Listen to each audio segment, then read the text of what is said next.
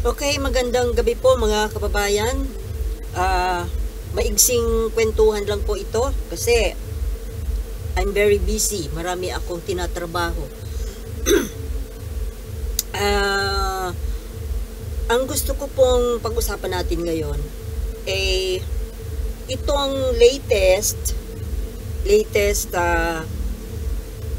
survey. Hindi ko nga pala nakuha kung anong survey firm ba yun? Yung latest na tumatak lang kasi sa isip ko yung kung sino yung mga top notchers dito sa latest survey na ito. Sa senatorial po, senatorial.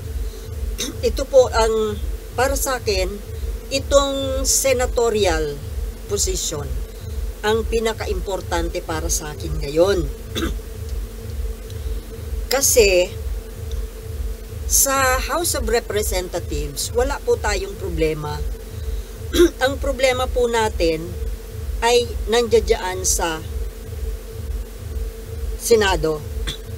Kasi ultimately, ano man na issue or mga moves ng gobyerno na pag-uusapan ng legislative body,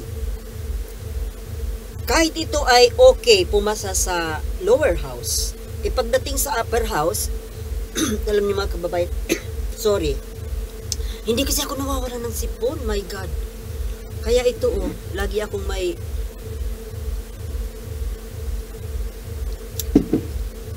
lagi nang mainit na tubig ang iniinom ko Very prone po ako sa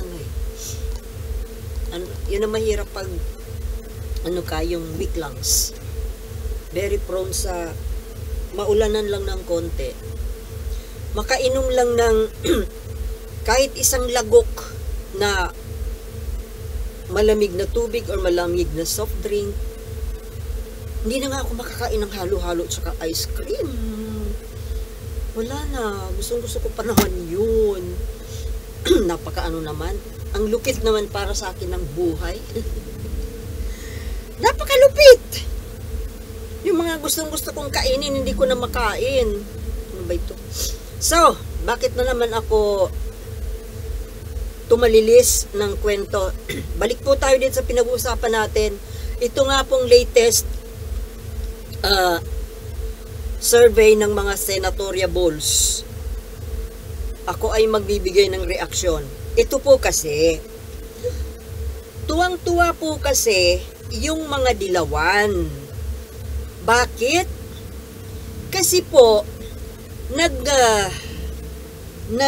top of the list si Kiko Pangilinan. Actually, top 3. At pasok po yung mga dilawan na kandidato sa 6 out of 12. Yung 6 remaining 12, doon siya sa mga mga nasa Marcos slate. So, yun. So, nag-number 1 po si Kiko Pangilinan. Number 2 si Bam Aquino. Sino ba yung number 3? Basta dilawan, maraming pumasok na mga dilawan. So, tuwang-tuwa po yung mga supporters, mga dilawan supporters. Even yun sa mga ibang mga vloggers na medyo sinusundan ko na mga dilawan. Ako, kahit dilawan, pinanonood ko yan kasi may mga nakukuha naman tayong mga actually magaganda ang silang magtalakay kaysa dyan sa ibang mga pro-Marcos na minsan hindi ko maintindihan yung parang masyadong baduy. Nababaduyan ako sa mga ilang kala mo naman kung sino kong magaling, no? Syempre, di ba? Pag nanonood ka, syempre gusto mo yung gusto mo. Actually, marami sa mga dilawan na kakamping na mga vloggers medyo mga masasabi nating top of the line. Now, Eto nga po, ito po ang reaction ko. Kasi tuwang-tuwa itong mga Dilawan group.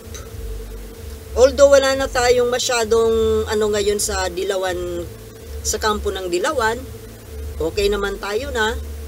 Actually, sumusuporta na sila kay PBBM. Kasi, ang mahigpit, bakit sila kumakampi kay PBBM? Maliban dun sa mga issue, mga policies na sang-ayon din sa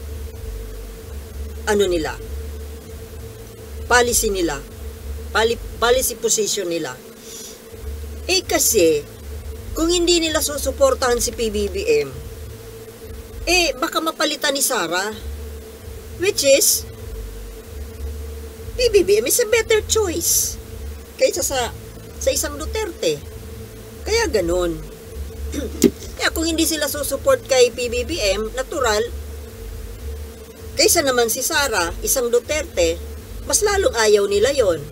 Now, eto, tuwang-tuwa itong mga Dilawan camp kasi alam nila na yung mga pro-government, pro-Marcos, ay galit dito sa mga napili ni PBBM na mga kanyang senatorial.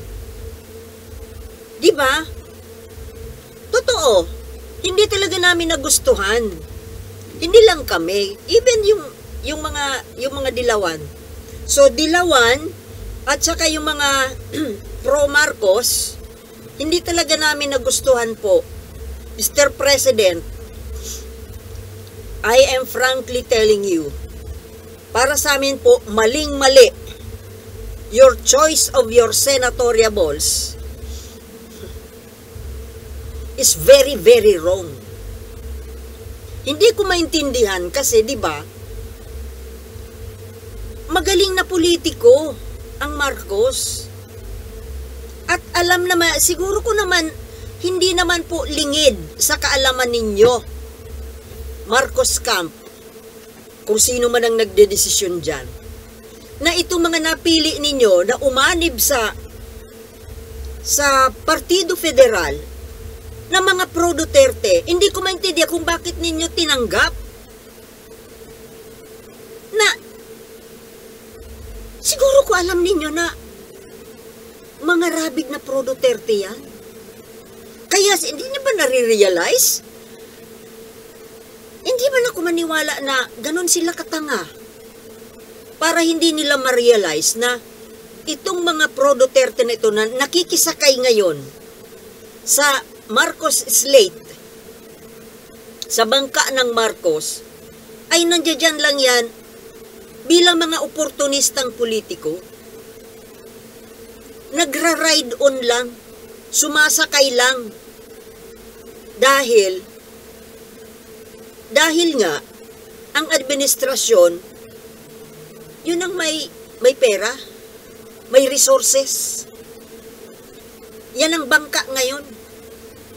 Yan ang mayroong pondo. Nandiyan ang pondo. So, para makatipid ka, at siyempre, libre na ang promotion, ang kampanya libre. Tapos, ipinopromote ka pa mismo personal ng Pangulo. My goodness naman! My goodness! Pangulong BBM! Para nyo naman kaming niluluko niyan. Para namang akala sa atin nitong pumili niyang mga nasa Marcos slate na yan. Ang tanga-tanga ba natin na hindi natin masakyan ang ibig sabihin yan? The more na mas matalino kayo ang politiko, mas alam ninyo kung anong ibig sabihin yan. Mas alam ninyo, mas kilala ninyo ang karakas nitong mga nakikisakay na ito. Na ito ay nakikisakay lang dyan para manalo at makatipid. Makakapangampanya na walang gastos. almost walang gastos, at medyo sigurado ang panalo. But after that, matapos yan manalo, my goodness, ngayon pa nga lang na, porke ba, siguro iniisip nila mga kababayan, porke nandiyan na sila, nakasakay na, may ticket na, nakasakay na sa biyahe, nakakasigurado na sila ng panalo. Kaya eto, ganun pa rin ang mga gawin nila, nakakiling pa rin sila sa Duterte. Kita mo nga nitong latest na mga hearing dyan sa Senado, yung hearing tungkol kay Kibuloy, itong hearing na nangyayari ngayon, itong stupid hearing na ito na yung paglilinis ng pangalan nitong mga mastermind nung tukhang EJK War on Drugs. Nandiyan dyan, kitang-kita natin na kahit na nakisakay na sila sa barko ng administrasyon, nandoon pa rin sila ka Duterte, nakakampi. So, ito na yun, ipinapakita na wala naman talaga silang pagmalasakit at loyalty. Well, alam natin na walang loyalty. Talagang walang loyalty yan kay PBBM. Pero ang nakapagtatak at nakakadismaya mga kababayan, bakit ito tinanggap? Tapos tatawaging bagong Pilipinas. Nasaan ang bagong Pilipinas? Paano mo tatawaging bagong Pilipinas yan? Ang nandiyan dyan, mga bulok na basura ang kasama ninyo, Pangulong Marcos. Alam niyo, maniwala ako dyan sa slogan na bagong Pilipinas, kung ang pinili ninyo, dati ko na itong sinabi pa, kung kayo ay nag-scout, nagpa-audition, nagtanggap ng mga applicants na yung mga baguhan, walang pangalan, pero may talento, makabayan, matino, yung talagang may plataforma, yung makakatulong sa pag-unlad ng bayan natin. Hindi itong mga lentek na mga, bakit ito tinanggap? My goodness, nakaka-high blood. Hindi ko talaga mga kababayan maintindihan kung bakit ganitong naging desisyon ng administrasyon na ito. Don't get me wrong, pro-government ako, pro-Marcos ako. Marcos ako. Mula pa kay Apo Lakay. Nagkaisip ako, lumaki ako, tumanda ako, na ang kilala kong presidente ay si Apo Lakay Marcos Sr. Kaya para sa akin, siya lang ang the best at makabayan, nagmahal talaga sa bayan, na presidente. Kaya ako nabubuisit kapag may mga hanggang ngayon tinatawag din ang diktador, magnanakaw. Mga bobo. Hindi alam ang mga pinagsasasabi. Hindi naman kayo nabuhay, lalo na itong mga journalist na mga bata pa, hindi naman kayo nabuhay nung 70s eh. Nabuhay kayo 80s na eh. Anong alam ninyo sa talagang sitwasyon nung during martial law? Kami, yung mga taong nagkaintindi at mga law-abiding citizens, gustong-gusto namin yung martial law. Kasi tahimik at disiplinado yung mga tao. Ang takot lang noon, ang ayaw ng martial law, yung mga aktivista, yung mga sutil, yung mga suwail sa gobyerno, yun ang ayaw ng martial law. Kasi sino ba yung sinasabi nila na hinaras, tinorture, yun yung mga sutil yun. Yung mga kumakalaban sa gobyerno, yung mga gustong magpabagsak sa gobyerno. Natural, anong gusto nyong gawin doon sa mga gustong magpabagsak sa gobyerno? Natural, You should be eliminated. Sus. Hindi ka marunong tumingin ng maayos na leader. Oh, nagsanga na naman yung kwento ko. Balik tayo dito sa itong mga ikinatutuwa ng mga dilawang vlogger.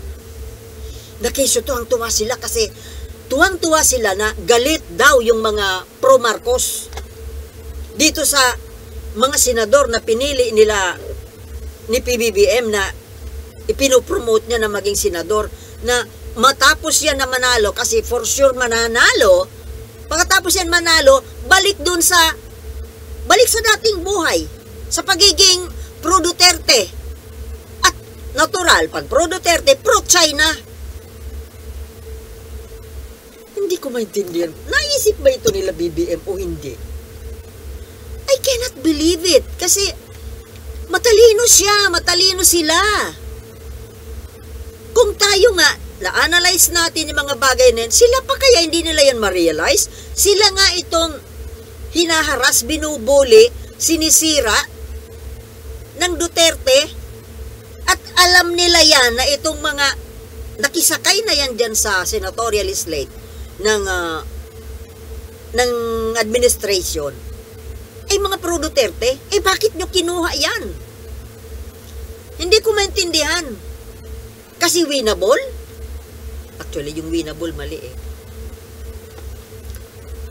Dahil tsak mananalo? Ano ngayon kung manalo yan? Manalo man yan, hindi naman sa'yo, wala naman yan sa side mo.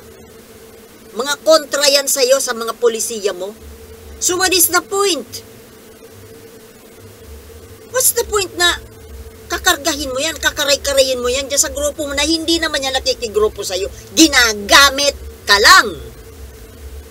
Di ba mga kababayan? Nanggagamit lang ang mga yan. Oportunista nga eh. Lalo na ito Tolentino. Itong si Villar. At least si Marcos, si Aimee, talagang pinatunayan talaga yung pagiging pro-Duterte niya. Hindi siya, kahit na isinali na siya ng kapatid niya si BBM, umalis. Ganon. Kung ayaw mo dito, huwag ka. Pero ito, mga hypocrite ng mga to eh. Si Lito Lapid, na, my goodness, walang pakinabang na sama lang si Bong Revilla. Siyempre pro-Duterte yan. Kahit na ba lakas NUCD yan eh. Kasi nga, di ba, pinawalang sala yan ni Digong doon sa plunder case niya. Kaya tumatanaw ng utang na loob. At saka talaga makasara yan eh. Yang magbabarkada yan na. Yang magbabarkadang mga action star na yan, pro-Sara yan, pro-Duterte yan eh. O itong Cynthia Villar na ito, ang kapal talaga ng mukha ng matandang yan. Isiksik niya yung anak niya dyan sa grupo ni PBBM na pro-Duterte naman siya. Ang kapal-kapal ng mukha niyang mga Villar. Itong ang Binay anti-Marcos din yan eh. Di ba? Yung tatay nila si Jujumar Binay, anti-Marcos yan. O itong Cayetano, anti-Marcos, ba't nandyan yan? Ewan ko ba naman dito sa... Kaya nga ito, natutuwa itong mga dilawan kasi alam nila na hindi iboboto ng Marcos supporters itong majority ng mga nasa senatorial slate ng administrasyon. So, ibig sabihin, nagkaroon na ngayon ng vacancy. Makakapasok yung mga dilawan na senatorial candidates. Well, anyway, kaysa naman dito sa mga pro-Duterte na ito, mas gugustuhin ko na yung mga dilawang senador. Kasi at least yung mga dilawan talagang anti-Duterte yan. Rabid anti-Duterte. But then again, anti-Duterte nga sila, pero anti-Marcos din. Anti-Marcos. But at least, papiliin tayo sa sa dalawa, siyempre, dito na lang ako sa Dilawan. Dahil, anti-Duterte. Mag-anti-Marcos man sila, at least anti-Duterte.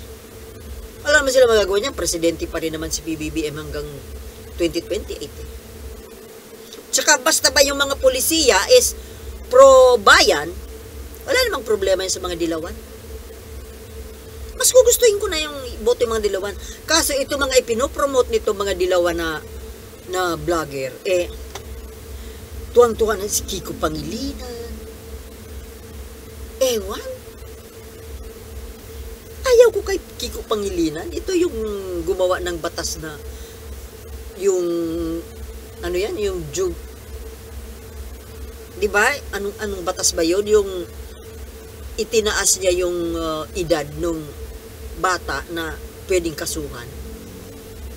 From 12 to 18. Kaya dumami yung mga kriminal na bata. Dahil dyan sa batas na yan. At saka itong si Kiko Pangilinan, mga kababayan, lalo na yung mga Marcos supporter. Huwag nating kalimutan.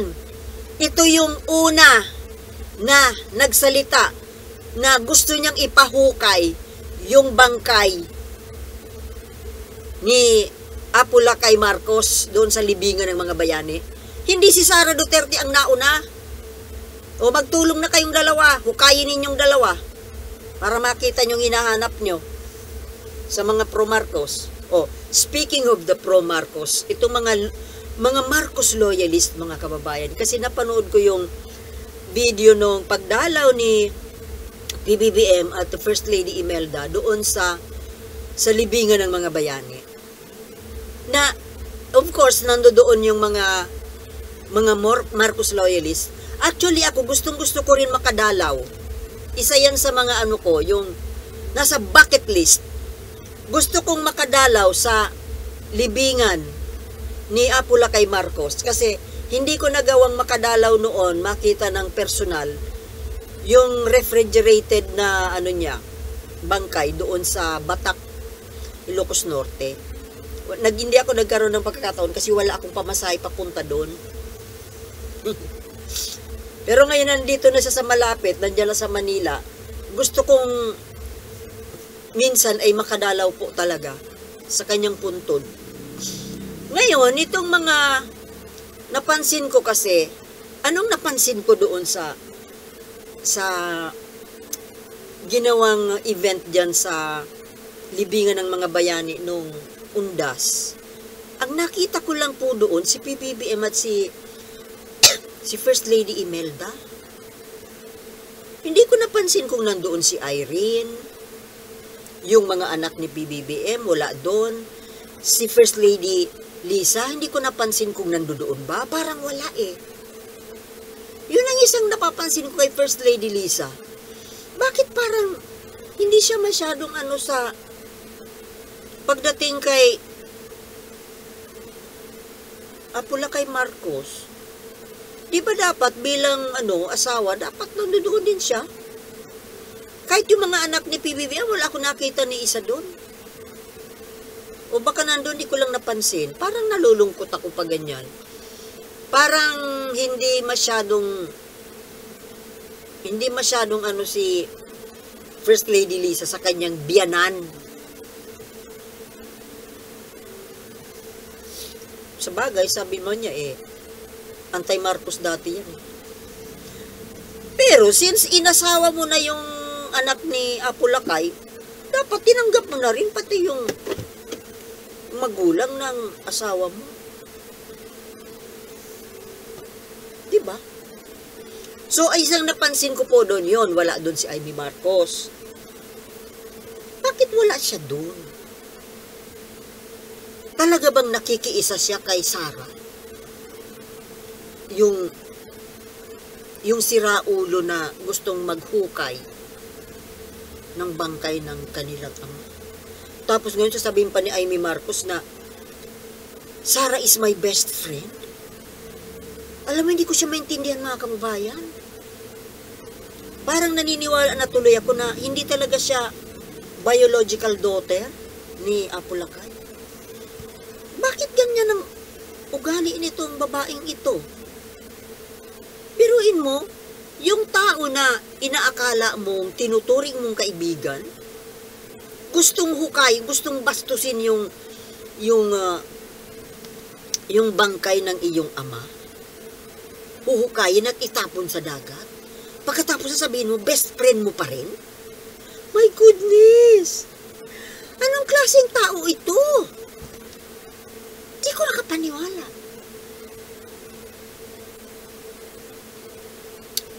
Si PBBM, maintindihan ko na kahit hindi siya nag-react, wala siyang public reaction. I mean, reaction na pinakita niya sa publiko. Deadma. Deadma lang siya. But of course, tao yan eh. Pwede ba na hindi yan nakaramdam ng matinding sama ng loob? May tao na gustong hukayin yung bangkay ng ama mo at itapon sa dagat. Natural may kimkim yan na sama ng loob. Hindi lang niya pinapakita. Ayaw lang niyang mag-react. Kasi ganun siya. Kita mo, ultimong anak niya, si Sandro, binawalan pa niya na wag nang magpahayag publicly ng reaction. Ganun siya. Pero, kahit papano, yung tanong nga sa kanya ng media na ano ang masasabi niyo tungkol doon sa sinabi ni Sara Duterte na hukayin ng bangkay ng deadma lang niya, deadma. Iniwanan niya yung nagtatanong na reporter, deadma. Ayaw niyang sagutin, ayaw niyang patulan. Parang ano yata, sige, sabihin mo yung kung anong gusto mo. Bala ka sa buhay mo. Ikaw naman ang masisira, hindi ako. Diba, so ginagawa ni Sara ito. Sino bang sira sa tao? Hindi naman si PBBM. Sa ginagawa yan ni Sara, na gusto niyang sirain ang imahe ni PBBM, ang nangyayari tuloy, siya ang nasisira sa tao. Siya ang nasisira sa mata, sa paningin ng taong bayan. Nagiging, ano tuloy si PBBM? Napapalapit tuloy si PBBM sa kalooban ng mga, mamamayang Pilipino, anti-Marcos man o hindi. Hindi nag-iisip eh. Naku mga kabayan, sumanga na naman. Sumanga na naman yung, hindi na matapos-tapos yung kwento ko tungkol doon sa, eto, last na, para matapos na, yung mga inire-recommenda po, ang reaction ko doon sa mga nire-recommenda nitong mga dilawan vloggers, na gustong-gusto nilang manalo. Si Kiko Pangilinan daw, si Bam Aquino. Well, I have nothing kay Bam Aquino, okay lang yan. Pero si Kiko Pangilinan, kasi ako inis kay Kiko Pangilinan, kasi siya mas una siya kay Sara na nagsabi na huhukayin niya yung bangkay ni Pangulong Marcos. Aalisin niya dyan sa libingan ng mga bayani. Gago, di ba? Kaya ayaw ko yan. Nungka. Mga kababayan, nungka yan kay Kiko Pangilinan. Buisit yan. Wala namang pating utak yan eh. Wala namang nagawa yan. Sa ilang taon niya sa Senado, wala namang nagawa yan eh. Tapos ang iba pang inaano ng mga inire-recommenda ng mga DDS tuloy, Dilawan vloggers. Si Luke Espiritu daw, si Arlene Brosas, si Franz Castro, sino pa? Si Colmenares, si Teddy Casino. Sabi ko, my goodness, lahat ito mga mga komunista to, di ba? O Leo D. Guzman pa. Mga left-leaning ito, mga makakaliwa, mga komunista. Kahit sabihin pa na natin na anti-Duterte yan, pero anti-Marcos din yan. Kahit na si Laila de Lima anti-Marcos Anti-Duterte, anti-Marcos. Kasi ang gusto nila, makabalik silang mga dilawan. Kung sa mga issues, ilang mga policies, mga issues, okay naman sila eh. Kaso, ang ayaw ko po dito sa mga dilawan na ito, anti-America po ito. Anti-US sila eh.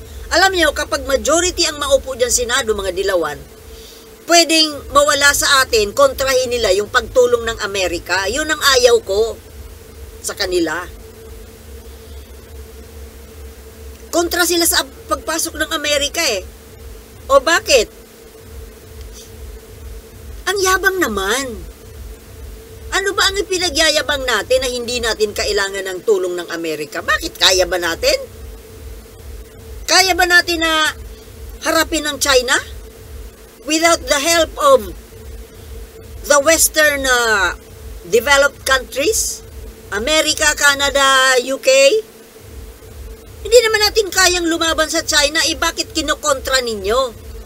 Yan po, pagdating sa West Philippines, okay naman sila. Kontra sila sa panghara, sa panghihimasok ng China, pero kontra din sila sa tulong na ibinibigay ng Amerika.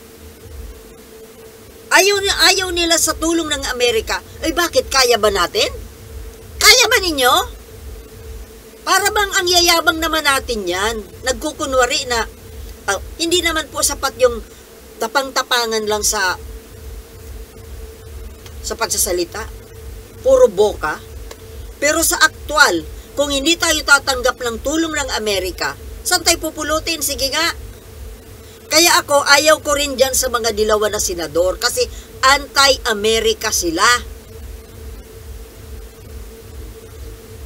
Well, nung panahon ni Cory, di ba? Manok nga yan ng Amerika, kaya napatalsik si Apulakay. Pero, wag nating kalimutan na hawak ng China yung mga yan. Dilaw nga eh. Kaya nga tinawag na dilaw eh. Dilawan eh. Kasi, konektado sa dugong China na yellow race. Yellow. Diba?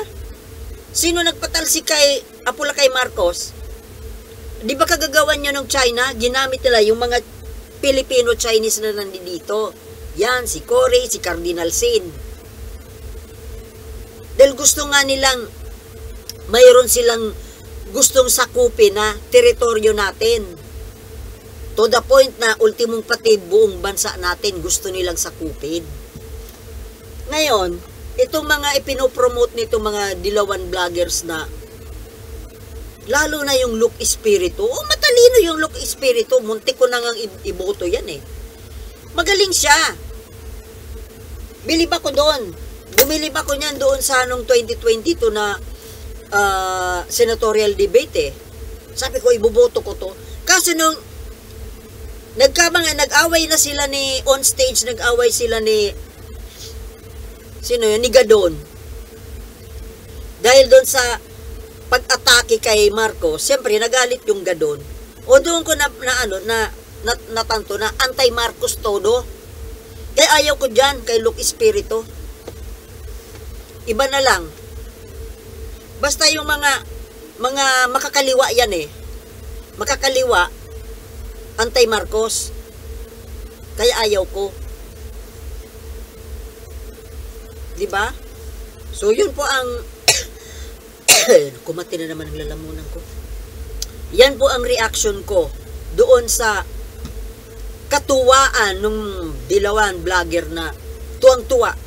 Tuwang-tuwa kasi makakapasok daw sila. Oo, posible. Kapag hindi sinuportahan ng mga pro-Marcos, itong mga bit-bit na senatoriable ni PBB, at talagang hindi ko iboboto ang mga yan. Hindi talaga. Mas gugustuhin ko ng iboto yung mga dilawan. Pero yung Look Espiritu, Leo Didi Guzman, ayaw ko dyan. Iba. Mayroon naman dyan iba eh. Okay mga kababayan, hanggang dito na lamang po kasi nangangati na naman ang aking lalamunan. Hanggang sa muli, maraming salamat po sa panonood. At wag po nating kalimutan na ipaglaban natin ang ating bayan dahil ito lamang po ang nag-iisa nating tahanan. Peace.